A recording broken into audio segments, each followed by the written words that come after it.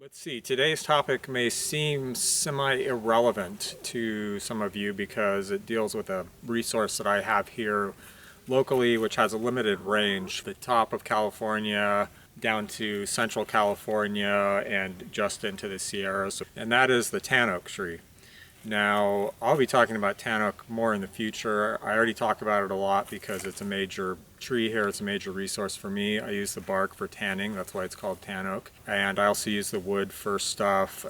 It's a great tree, and I love the tree. And unfortunately, it's probably going to practically go extinct in my area very soon. I'm cutting down a lot of my trees now because they're diseased and dying. I want to talk about something, which is the idea that tan oak leaves are toxic for your garden. Now, I have had so many people tell me that. People are like, oh, you can't use those in your garden, they're toxic. Very rarely do they say that with any kind of like doubt or question. So I get a lot of compost scraps from a local like resort thing, just like kitchen waste. And I put mostly tan oak leaves in with that in equal amounts. So I'm using like 12 to 20 buckets of tan oak leaves a week, and I have no concern over that whatsoever. Is it possible that there is some negative effect? I don't know absolutely for sure, unless I set up careful scientific trials.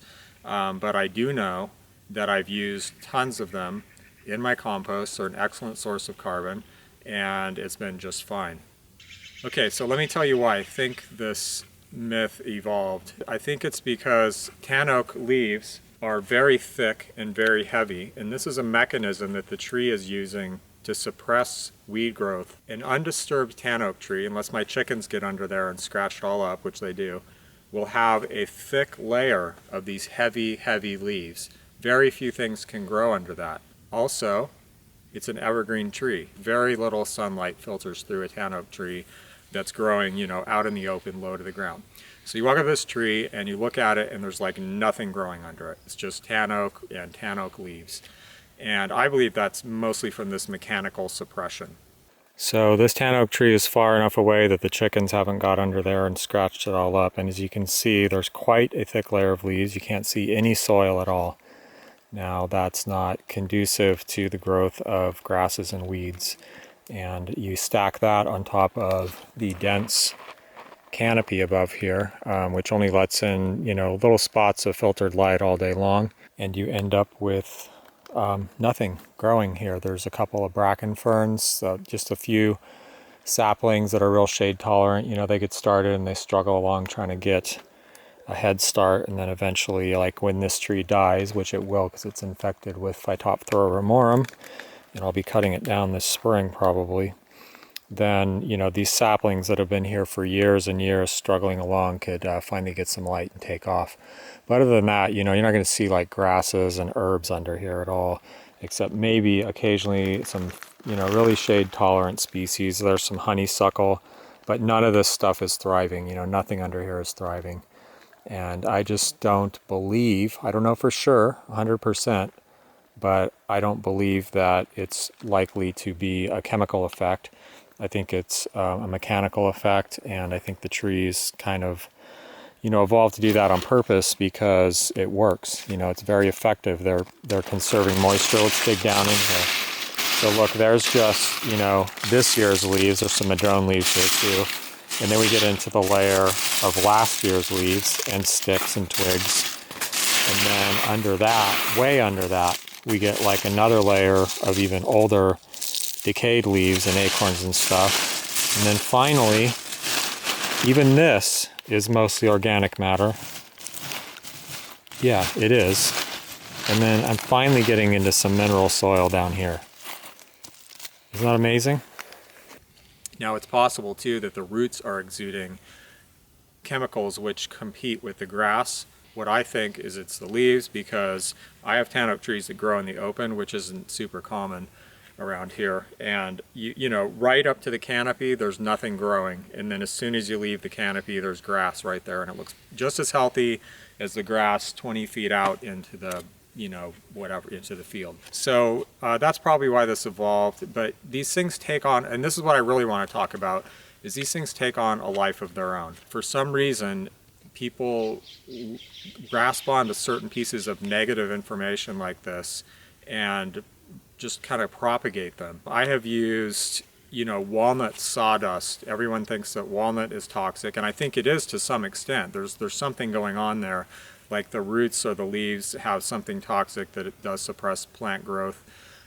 Maybe under some circumstances, right? But everyone just kind of like assumes it's this all-around thing, and that you can't plant plants or trees next to walnuts or they won't grow. I know an orchard in my county where there's like apple tree, walnut tree, and it's like at least 80 years old, I'm sure, probably older. And they look fine. I mean, they've been coexisting there for years. So I've also used, I use tons of coffee grounds, and with no, I would put like an inch on the soil and not worry about it. And people will always be saying, oh, those are too acidic. They just state it like this is a fact, that everybody knows, right? But, have they tested the proposition? Because I believe if they did, they would find that that isn't the case. And you can find similar things throughout gardening, especially, I've noticed, but through all kinds of other areas of life too, where people pick up these pieces of information and for some reason they're like really keen to like, kill everyone's buzz and burst their bubble by like dropping this negative information. Like, oh, if you do this, this is going to happen. Like what is that? Why do we do that? I've done it too. I'm sure I've propagated all kinds of misinformation in the past, but I tell you, the older and more experienced I get, the less I do it. And the more, if someone says you can't do this, I'm like, my friend Tim Baker, great guy, polymath, genius kind of guy. He wrote some excellent articles on bow making and the Bowyer's Bibles. He just goes for it. Like if he's interested, he just like dives in and he just blows up with it and just obsesses about it, and then he moves on to something else. So he did this with bow making, right? And he was in his basement making up to 6 or 7 bows a day. Like, he got a bandsaw, he got a few tools, and he's just like, he's like a really intense, efficient worker.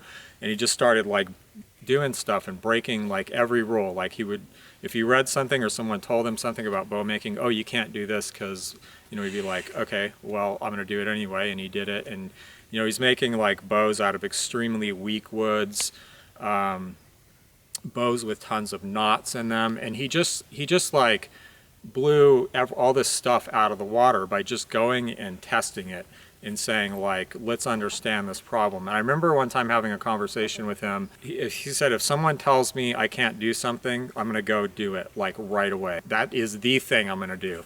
The first thing I'm going to do, and find out like what's the truth here. Like why are people telling me this? Is there any basis in this? And what can we learn about like why this is happening? Like if someone has a legitimate problem, like you can't build a bow out of super weak wood or something like that. What are the factors involved here? And what he found is if you just make the bow wider, you can use anything. You could practically use balsa wood or something if you just make a really wide bow. And he figured that out by just pushing limits and breaking rules and breaking taboos and these like common, wisdom, common knowledge kind of things. So that's just what I wanted to say. This is a major component to how I think, partly influenced by just how I am and partly influenced by my friend Tim Baker. If anyone's interested in bow making, check out his articles he has 3, one's on glue, one's on strings, awesome article on strings, and one's on bow design and performance, which everyone interested in bows should read that article. Break rules. Don't garden dogmatically. Don't believe that kind of information.